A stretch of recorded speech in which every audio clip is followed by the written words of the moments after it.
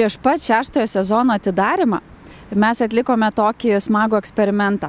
Klausinėjome žmonių, tai yra moksleivių, bei daug pasiekusių verslininkų ir netgi Lietuvos muzikos žvaigždžių apie tikslus, apie svajones, apie autoritetus. Iš tiesų atsakymai ir nustebino, ir nenustebino. Moksleiviai atsakinėjo daug paprasčiau, jie turi mažesnius tikslus, jie gyvenime dar nėra išsikėlę savo autoriteto. Na, o labai smagu žinoti, kad tie žmonės, kurie yra pasiekę daug, jie turi labai daug tikslų, jie turi labai daug svajonių. Ir jie turi svarbiausia autoritetus.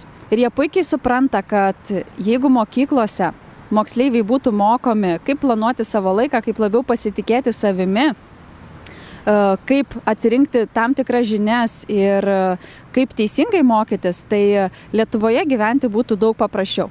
Na, bent jau iš dalies. Taigi, moksleiviai, jeigu tu iš tiesų nori būti laisvas, drąsus ir mąstantis, prisijunk prie kito varianto.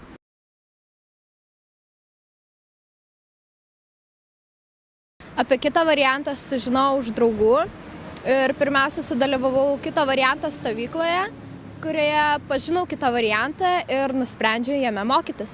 Aš praplečiau savo komforto zoną, susidraugavau su daug draugų, labai fainų draugų ir taip pat gavau kaip antrus namus, kuriuose visą laiką buvau laukiama. Apie kitą variantą man pasakė draugė iš Vilniaus, nes tenai kitas variantas kaip ir anksčiau pradėjo savo gyvavimą.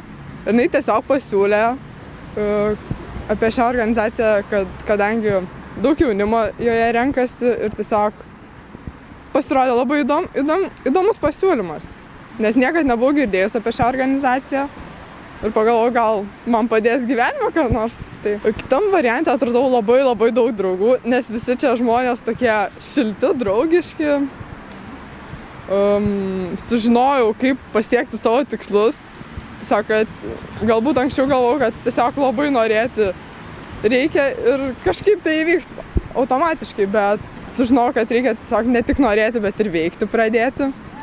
Žinau, kaip išsikelti tos tikslus, kaip jų palaipsniui, kad reikia siekti.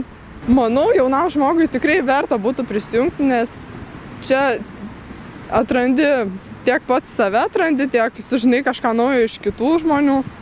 Manau, kad tikrai verta prisijungti prie šios organizacijos. Apie kitą variantą sužinojau klausydamas radijos. Per žinių radiją ėjo tokia laida Sėkmingos tautos idėja. Ir per ją kalbėjo Aurimas Guoga, rašytojas.